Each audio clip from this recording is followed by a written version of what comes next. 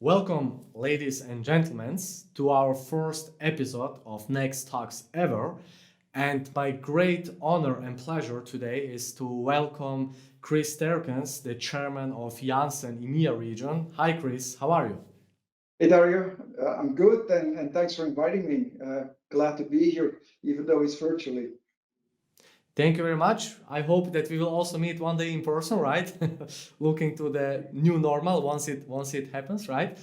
And we prepared some very interesting questions for you because we read a lot about you. We really indeed think that you're a very interesting persona and individual, especially because you're running such significant business with Janssen.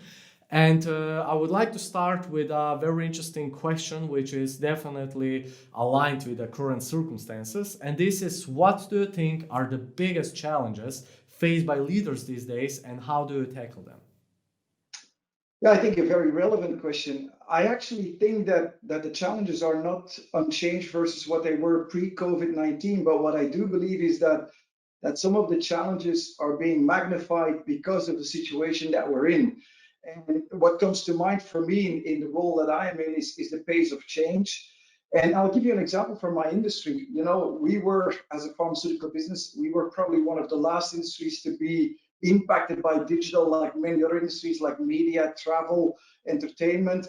But I knew it was coming our way, but we were going at our own pace, at our own speed. And now with COVID-19, we've been forced to change over, just like you and I are talking to working remotely. Our medical representatives have to now work virtually with physicians and so on. So we were forced by that. So that pace of change, that digital impact has been accelerated. That's definitely one thing. The other thing is that I think as a leader, as a company, you need to be much more connected with your organization. People need to hear much more about what goes on because there's anxiety. What does this mean for our business? How are we going to live with COVID? So you need to be approachable. And again, that's hard because you're physically not with your people. So how to make that happen? And maybe just more of a general trend, but certainly also impacted by COVID-19 is we're currently the first, let's say, in the first era where we have five generations at work. I mean, it starts with the baby boomers, but it goes all the way to people born even in this century already. And how do you make that work together? And again, also what happens in the world right now has an impact because different generations deal with that in a different way. So like I said in the beginning, I think they're not unique to COVID-19, but because of where we are, they are magnified or they are accelerated. Thank you very much. Let's move forward to the next question. And this is my favorite one, to be honest. Is there a difference between Kris the leader and Kris the father, husband, or friend? Yeah, that's a tough one. And I would say there is a difference. I mean, there's commonality as well. But I think being a friend or being a father or a husband or a partner, I mean, those relationships, they are built on over time and they're built on an emotional bond that you have. And I think emotion is the strongest connection if you are a friend, if you are a father, if you are a partner. So that those relationships are predominantly driven by sharing emotions. When it comes to business, I think objectivity and being rational is a big part of that. I mean, many business decisions should not be taken on emotions because they might not be the best ones. They are more based on rational, objective criteria. Now, that being said, I personally think that there has to be a balance because I think a good leader has the rational and objectivity to encourage to take tough decisions, but also has the emotional intelligence to understand the impact of the decisions on people. And I wouldn't say that I don't have friendship with specific people that I work with, but there is a boundary between where the friendship stops and where, let's say, the business kicks in. And as long as people understand where the boundary is, I think you can be a friend and you can be a colleague. Sometimes that's harder, but like I said, there is a difference. But I think there's also a commonality between the two. Very interesting. Thank you very much. Next question. What do you think are the key principles of leadership? Do you think this has changed because of the pandemic, and will it evolve further due to the ongoing uncertainty? Well, I think for me, leadership principles do not really change with what happens in the world. I think because principles actually navigate through time and through periods of change as well, because they're usually based on specific values, and values do not change over time.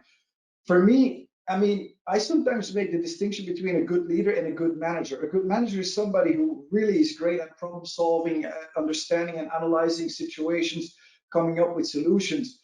But a leader to me is something else. A leader is somebody who can actually define a vision for a company, define and inspire people to follow you on that journey, even if you don't have all the answers, but is convincing enough for people to say like, hey, come with me on this trip. We're actually going to do something, and making sure that that vision gets a lot of attraction by the people. People need to believe in that. So I think that's an important part of being a leader. And I already spoke about some other things. I think as a leader, you need to be approachable because you need to listen what goes on in your organization. Dario, I get nice PowerPoints and great looking Excel documents every day, and you could theoretically do that job from behind a screen, but you need to be out with people and understand what lives under the skin. When I visit companies, I look at how people act. I mean, what's the body language? Are people relaxed? I look at my leadership teams. Are they laughing with one another? I mean, do they see the lighter side, or is there a stressful environment? You want to know what goes on in an organization. So connecting with people is important. And yeah, I think as a leader, you need to also, I mean, you're never as good as you think you are. So I think you need to be humble and modest and be open to learn from anybody, regardless of where they are in the organization. I think those are some of my principles. And like I said in the beginning, whether we have COVID or not COVID, I don't think they change. But as we started the interview, some of that is magnified. I mean, I've never communicated as much as during this COVID-19 period. And I made my communications also much more personal, talking about what goes on in my life. The fact that my mother suffers from being alone at home with COVID-19 because she's in a risk group. Usually I wouldn't really go into that kind of messages, but now I did. And I saw it resonated with people because people said, well, he also suffers from that. And he also has a mother at home, just like I do. And that connectivity in these times where you cannot be physically together certainly made an impact on people. I think it has been a good thing to do for me. Thank you very much. Can you maybe share the three most crucial decisions you have made that shaped your leadership style? Yeah, and if you think about that, for me, it was not that much decisions. It was more events that took place and events that I witnessed, and I thought, okay, that to me appeals of what leadership is all about. For example, early on in my career, when I was very junior, I had an Australian, more senior person, and he looked after me. He was kind of a mentor to me. And then he moved on and he made a fantastic career. And at some point, he was a very senior leader in our organization, and I hadn't seen him for 7 years. And he came back to Europe like like I said, a very senior person, and everybody had so much respect for him. And he saw me among other employees, and he came up to me and said, "Hey, Kris, how are things going?" And everybody was looking at me and was saying, "Hey, why does this senior leader pay so much attention to this relatively junior person, Kris?" And it made me feel very special. And I thought I mean, if that is what it does with me, is that the impact? That's what I would like to be to others as well. So certainly that event made me talk to anybody in the organization, make, like I said already before, be approachable to everyone, not feeling like you're better because of where you are in the organization. Be open to connect with everybody because everyone has something interesting to share. And I never create a distance between me and any other employee. So that was definitely one event. The other event was that a manager who actually hired me, and he had some doubts about experiences that I liked, but he said, I'm going to take a risk on you. I could take an easier choice, but I believe in you. I'll take a risk on you. And it turned out well. And I took that as a habit. I said, okay, what we call, I pay it forward. I will every year take a risk on somebody that might not have had all of the right experiences, but I have a good feeling about that person. And I'm going to take a risk on that person because somebody did it once for me. So it's an attitude I took as well, which I think was a great one. And then maybe the last one is, at some point in my career, about 12 years ago, I was sent to Germany and I had to do a major turnaround, and it involved almost laying off a quarter of the people, over 200 people. I mean, I can tell you, Dario, that those kind of decisions, you don't think twice, you think 5 times, because again, it impacts people and families and so on. And I mean, I wanted to do all of these exit talks myself. I wanted to look people right in the eye when I took that decision. And it goes to what I said before. You have to understand the emotional impact that decisions have on people. And it's something I always say, like when you take a decision, it's not just numbers on an Excel sheet. There's real people behind that. So always make sure that when you take a decision, you understand what actually it means for people. So those are three events that would come to mind that really shaped me on how I want to lead and how I crafted myself to be the leader that I am today. Thank you, Kris. Next question, which is quite interesting, especially because you mentioned that currently we work with 5 different generations, right? And I heard that you in particular were influenced by, in your career choice, by your father. And in the past that wasn't uncommon, but I think that younger people now are being driven more by external influencers coming from social media, from Instagram, Facebook, etc., right? What advice would you give to younger people starting out in their careers? Yeah, and I would agree, Dario. I mean, if I look at my own kids, obviously, I think they took my advice, but they certainly are also looking on social media and look at influencers, and I can see it shapes their thinking as well. So I mean, I think it's not necessarily a bad thing. I would say to young people that as long as you are mobile and you don't are not restricted by family or whatever, but try to get as many relevant experiences as possible, because the world is changing so quickly and those experiences are so valuable. I mean, if I look at a company like Janssen or Johnson and Johnson, you need to have the right academic degree or you will not be hired by us. So I always say IQ gets you hired, but EQ gets you promoted. Your emotional intelligence is eventually what advances you, and you build that emotional intelligence by getting as much experience as possible. I think that the half-life of a college degree right now is maybe 5 years, and then everything you learned is already outdated because the world changes that quickly. So the more experiences you can get early on in your career, the better you're going to be equipped to deal with the challenges of what it means to grow in a company. That would be my answer to that. Very interesting indeed. Let's move forward to the last section, which is called quick fire question, where we will actually give you a choice of 2 possible answers. So I would just like to hear from you, which one do you prefer? So let's start first, David Bowie or John Lennon?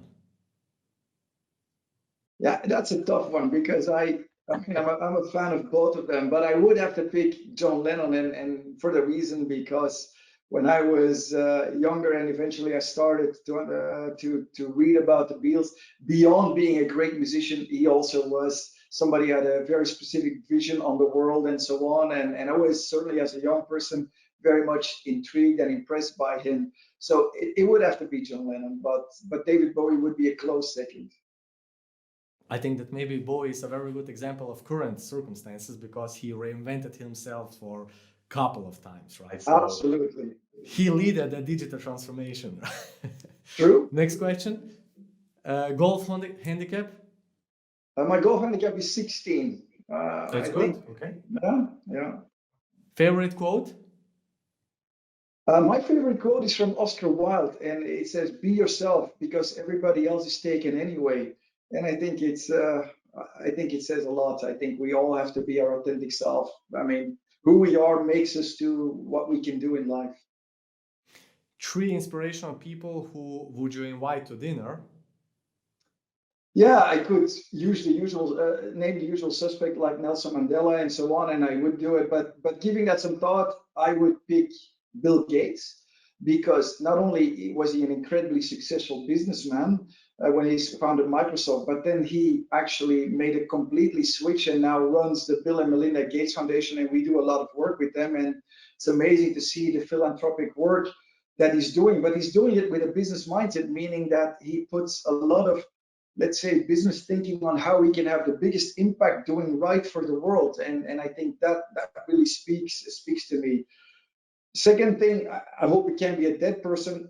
I would name John Lennon. I mean, it would be great to have dinner with this guy just because of everything that he meant to me. And then the last person would be I worked for a while in Singapore for Janssen, and if I see how Singapore in 50 years became from, let's say, a wasteland of Malaysia, a dump to a world city state, and the vision of Lee Kuan Yew, the founder of Singapore. It's amazing what this guy 50 years or now 60 years ago, how he actually thought about what Singapore needed to be, that long-term vision, and how it actually became a reality. I mean, I'm really impressed having lived there. So he would be a great he passed away about 5 years ago, but he would be a great person to have dinner with as well. Great ideas or great people? Definitely great people, because I don't think there is a shortage on great ideas in the world, but it really takes great people to make them a reality. So I definitely would go for great people. Last thing you watched on Netflix? Last things I watched were two things, two series. One is Unorthodox, which is about a very Orthodox Jewish girl that tries to escape her religion. And the other one is already an older series, but I only started seeing it now with my wife, is Sons of Anarchy. And I can tell you it's not for everybody because it's extremely violent, but nevertheless, it's that typical father-son story. And anyway, it has enough great insights to keep me intrigued by it, but yeah, it's quite out there, quite violent, but I like it. Good choice anyway, definitely. Federer or Nadal? That's an easy one. Even though I have tremendous respect for Nadal, it has to be Federer. I mean, the elegance of which he plays. For me, he's the Mozart of tennis. I mean, I've never, and he's such a gentleman on and off the court. So Nadal is now equal with him. They both have 20 Grand Slams. I really, I mean, it's a bad thing to say, but I really hope Nadal doesn't win another Roland Garros because I think being equal is as far as I can take that between the two of them. But yeah, Federer. Favorite book? Favorite book is a book, and I think it's not abnormal. It's a book I read when I was 16, and I think everything that happens in your life between 16 and 22 has such an impact because you're open to so many influences. It's Lord of the Rings by Tolkien, and I was really, I mean, I was living in that world. I can tell you, Dari, at that point, I was sitting in my bedroom, and there was always a record by a group called the Police that I was playing when I was reading that book. On all the time, I was playing that record, and I was reading that book. And whenever now I hear a song of that album on the radio, there are flashes of that book that jump back into my head. So clearly, that book made an incredible impression on me. And I saw the movies later on that were made, and I think the movies were good, but they never replace the impact of what a good book has. Like it usually is, right? Yeah. Last question. Career aspiration when you were 12?